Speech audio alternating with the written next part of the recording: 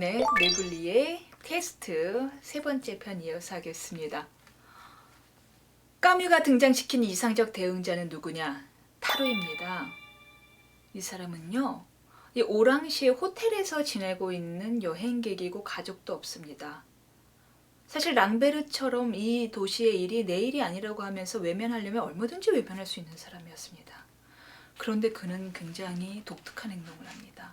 하나하나 저널을 써요. 이 사태를 꼼꼼히 하루하루 자신이 만난 사람들, 자신이 목격한 것들을 다 씁니다. 그리고 현실을 직시합니다. 그리고 자신이 무엇을 할 수 있는지 하나씩 하나씩 해결하기로 마음을 먹습니다. 타로는 리우를 찾아옵니다. 그리고 설득을 하기 시작을 하죠. 저는 선생님하고는 솔직하게 이야기할 수 있을 것 같습니다. 타로가 대뜸 이렇게 말했다. 리우는 말없이 고개를 끄덕였다. 보름이나 한 달로가 되면 선생님은 이곳에서 아무 쓸모가 없게 되실 겁니다. 무슨 이야기냐? 다 죽을 것이다 라는 얘기겠죠. 리우도 인정을 합니다. 사실 그렇습니다. 자, 그러자 이제 본격적으로 타르가 하는 말이 보건위생과의 조직이 잘못되어 있습니다. 선생님에게는 인원과 시간이 부족합니다. 나는 일반 구조 작업에 성한 남자들을 강제로 참가시키기 위해서 현에서 일종의 민간 봉사대를 조직할 계획이라는 말을 들었습니다. 잘 알고 계시는군요. 그러나 이미 불만이 대단해서 지사가 주저하고 있습니다. 아니, 타로가 말하죠. 왜 자원봉사자들을 모집하지 않습니까? 해봤죠. 그런데 결과가 신통치 않았습니다.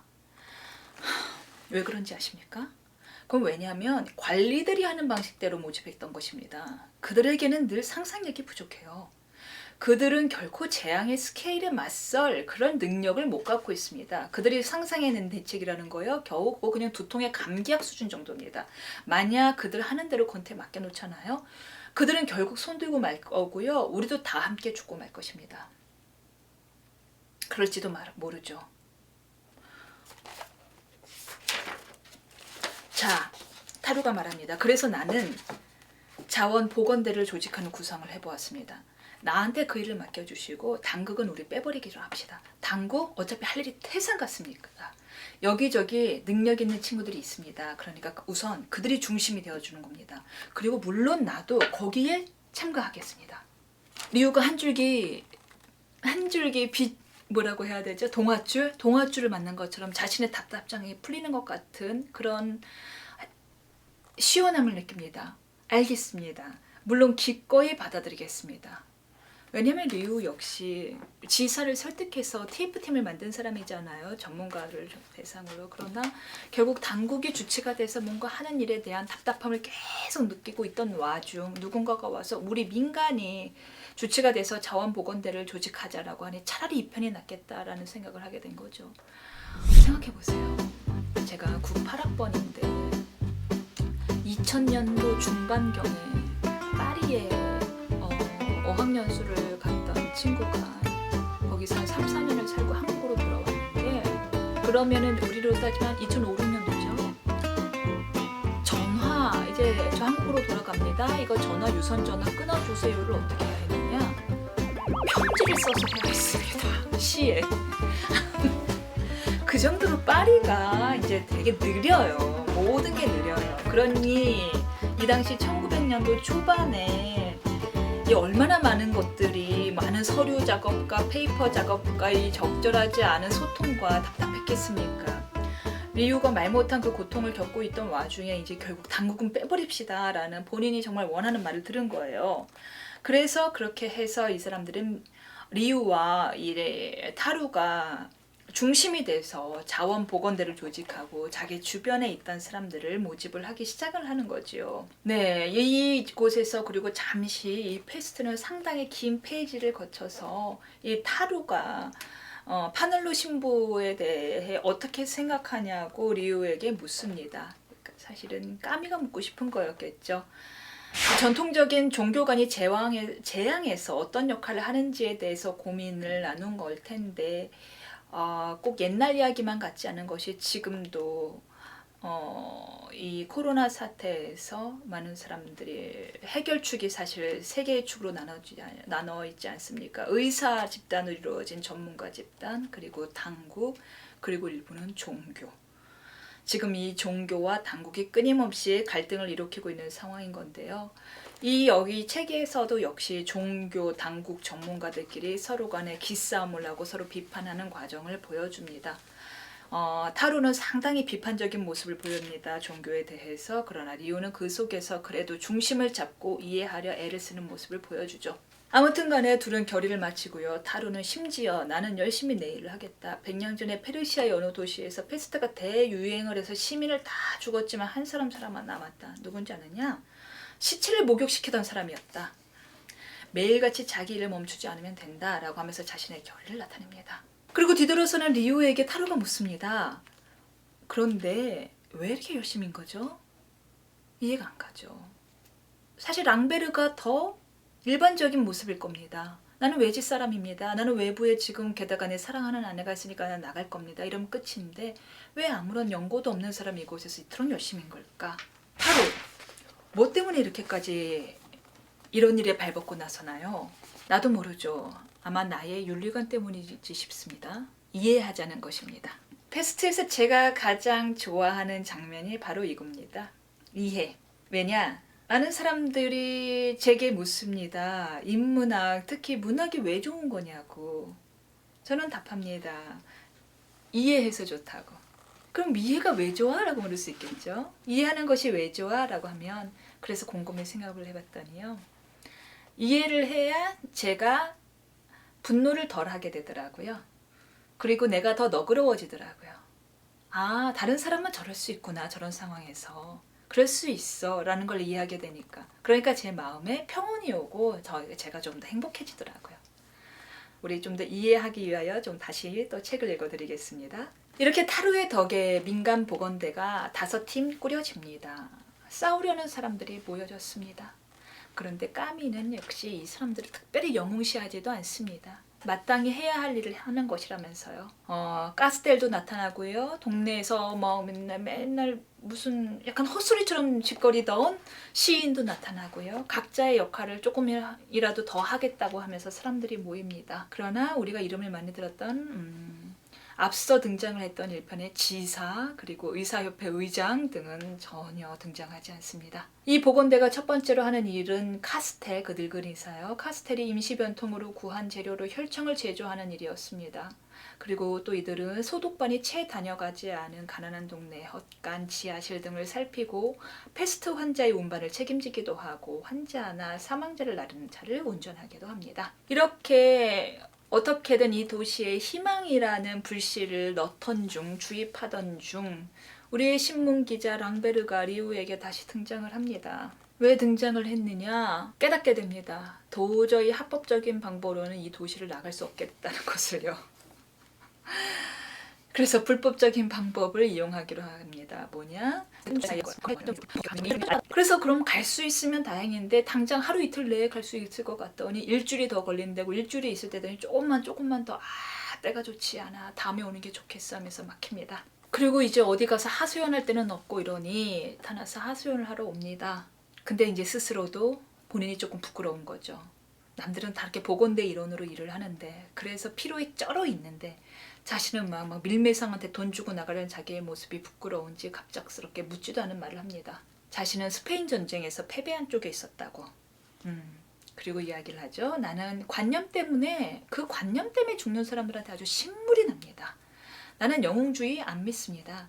내가 흥미를 느끼는 것은 오로지 사랑하는 것을 위해서 살고 사랑하는 것을 위해서 죽는 일입니다. 좀 독하게 말을 하죠.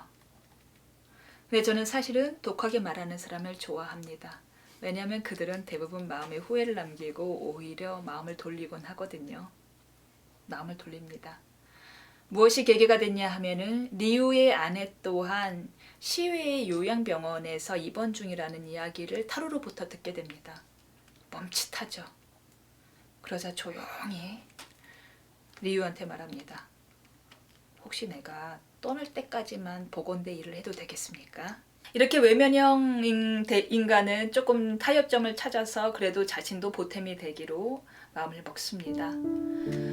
오랑시는 8월 한여름을 맞이합니다. 평범한 영웅들이 모였다고 해서 문제가 바로 해결될 리가 없죠. 사망자 그래프는 점점 우상향을 하고 날마다 정점을 찍습니다. 이제 오랑시는 모든 것이 부족해지기 시작합니다. 식량이 떨어집니다. 초반 축제와는 상호 다르죠. 식량이 떨어지고 물자가 오가지도 않고 일할 수 있는 사람이 부족하니 방법도 없습니다. 식량 하나 사려면 긴 줄을 서야 됩니다. 관도 부족합니다. 계속 사람이 죽어나가니까요. 장례식을 치를 수 있는 공간도 없습니다. 이제 밤샘도 금지됐습니다. 프랑스도 밤샘을 하는 문화가 있더라고요. 나중에는 묘지까지 부족하게 됩니다. 그래서 기차에 사람을 어차피 기차가 소통이 안 되니까 멈춰 있는 거예요. 그 멈춘 기차에 죽은 시체를 싣고서는 동쪽의 바다에 버립니다. 텅 빈 기차를 보면서 사람들은 그냥 모두 아무 말도 하지 못합니다. 그리고 이 모든 일은 인력을 통해 하는 건데 인력이 가장 부족해집니다. 왜냐? 페스트에 걸려서 모두들 죽어버리니까요. 페스트 1단계 처음에 고립됐을 때 사람들은 사랑하는 사람들에 대한 기억 때문에 괴로웠습니다. 내가 그를 못 보내, 내가 그를 못 봐. 행복했던 기억. 근데 이제는 더 이상 만날 수 없네. 이런 기억 때문에 괴로웠다면 이제는 그 기억마저 잊게 되었습니다. 무엇을 자신이 사랑했는지조차 9월이 되고 10월이 됩니다. 한여름이 지나고 이제 가을이 돼가죠. 시민들은 더욱더 무기력해져서 어떻게 됐느냐. 더 이상 뉴스도 듣지 않고 라디오도 듣지 않습니다. 누가 또 죽었네, 누가 몇 명이 죽었네 소리가 지긋지긋한 것입니다. 이제는 어떻게 되느냐. 그래도 결의를 갖고 뭉쳤던 우리의 소영웅들, 보건대들마저도 피로와 무력감이 생기기 시작했습니다. 그나마 체력이 좋은 사람들은 그래도 으쌰으쌰하지만 체력이 약한 사람들부터 나가떨어지기 시작을 합니다. 이렇게 소설은 계속해서 어둠만을 향해 가는가 하면은 조금씩 아주 작은 어둡죠?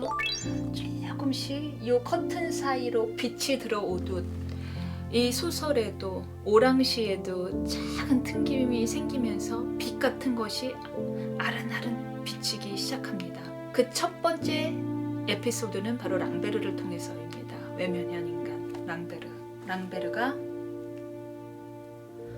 떠나기로 한 날이 다가왔습니다. 자정까지 가기로 됐습니다. 드디어 이날이랍니다. 랑베르는 너무 신이 났어요. 다 들떠서 그동안 그래도 이제 정이 쌓였던 사람들 석 달 동안 정이 쌓였잖아요. 보건대에서 사람들 다 얘기했잖아요. 오늘 갑니다. 바이바이 아디오 인사를 했어요. 그랬건만 그는 다시 돌아옵니다. 난 이 도시에 아무런 상관이 없는 사람이라고 생각을 했어요. 하지만 나는 내가 원하지 않던 이곳 사람이라는 것을 알게 됐습니다. 혼자만 행복하다는 거 그거 부끄러운 일이잖아요. 라고 하면서 말입니다. 이번에 또 작은 균열이 어디서 생기냐. 카스테리베 그토록 제조에 매진한 혈청 드디어 완성됐다고 합니다. 심지어 이제 실험제도 결정되었고 실험일도 잡혔습니다. 그럼 첫 임상 실험자가 누구였느냐?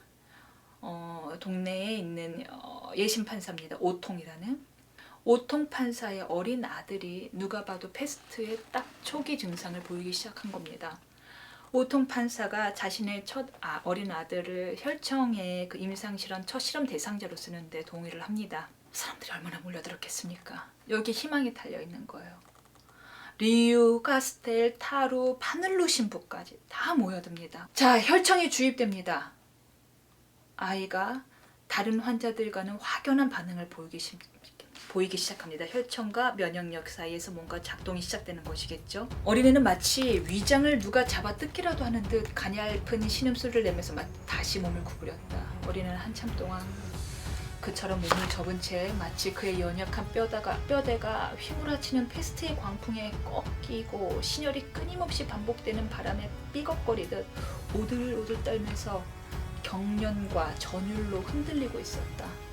그 돌풍이 지나가자 몸이 약간 풀리고 열이 물러가면서 축축하고 도끼 있는 모래사장 위에다가 헐떡거리는 그 아이를 내던져 놓는 것이었는데 편안히 쉬고 있는 그 모습이 벌써 죽음과도 같았다.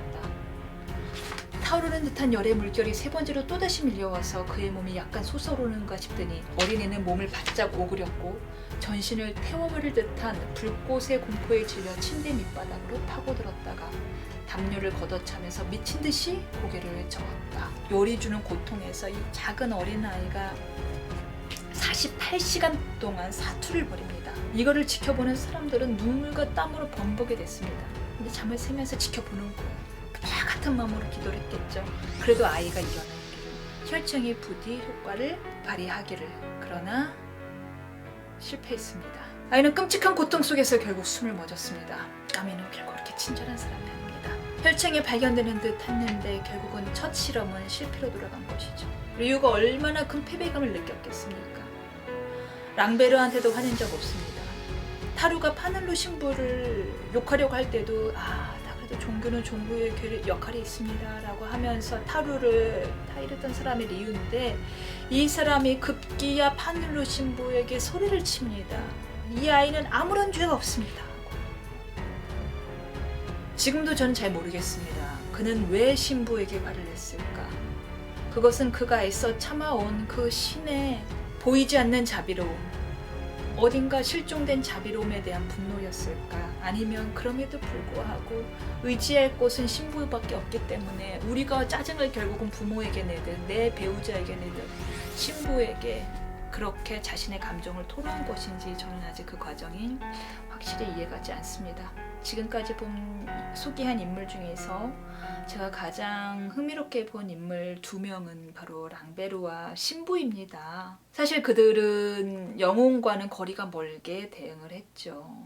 근데 랑베르 같은 경우는 처음엔 그냥 남일이라고 생각을 하고 도망갈 궁리까지 만들었고 아주 구체적인 실용방법까지 만들었습니다. 그러나 남일이라고 생각한 일이 남일이 아닌 게 됐습니다. 왜냐하면 보건대회를 잠시 했던 게 그랬던 패착이었던 거예요. 하지 말았으면 그냥 과감히 떠났을 텐데, 그 보건대 일을 하다가 그 사람은 보건대 사람들과 일체성을 갖고야 말았고, 그래서 떠나지 못하게 됐습니다. 왜? 그들을 이해하게 된 것이죠. 다음은 신부입니다. 너무 자신 있게 이것은 다 하나님의 벌이라고 외쳤습니다.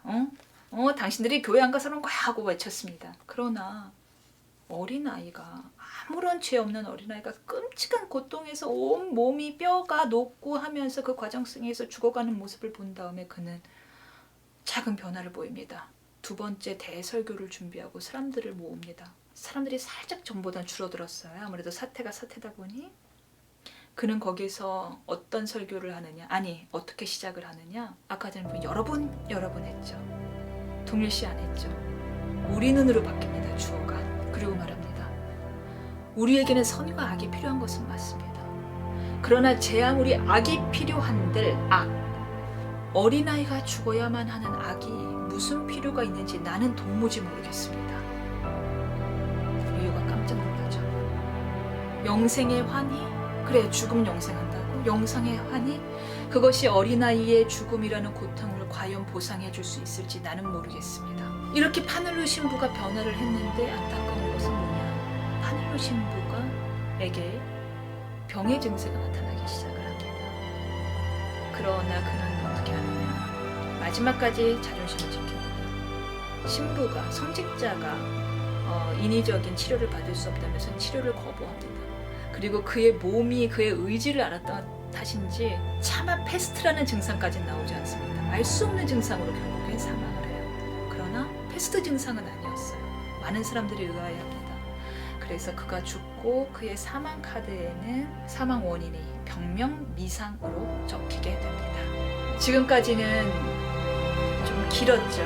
이것이 2막 3막이에요. 이 재난에 대한 대처 방법이 사람들마다 어떻게 다른지를 살펴봤습니다. 타루, 리우, 랑베르, 파늘루, 누군가는 굉장히 아집을 피우기도 하고, 누군가는 기회로 여기기도 하고, 누군가는 도망가기도 합니다. 그런데 중요한 것은 아마도 까미는 이것을 이야기하고 싶어하는 듯하죠. 변합니다. 남의 일이 아니라 우리의 이름을 느끼면서 말입니다. 랑베르는 삶에서 사랑이 가장 중요하다고 얘기했고, 파늘루는 믿음이 가장 중요하다고 얘기했으나 재난 앞에서 그들은 그것들을 어느 정도 포기하고 말았습니다. 재난 앞에서 개개인의 가치가 무슨 의미가 있겠는가? 결국 사람들한테 가장 중요한 것은 인간 모두를 감싸 안을 수 있는 인류애가 아닌가라는 이야기를 하는 듯 했습니다. 여기까지 3편이고요. 다음에 이어서 4편 계속하도록 하겠습니다.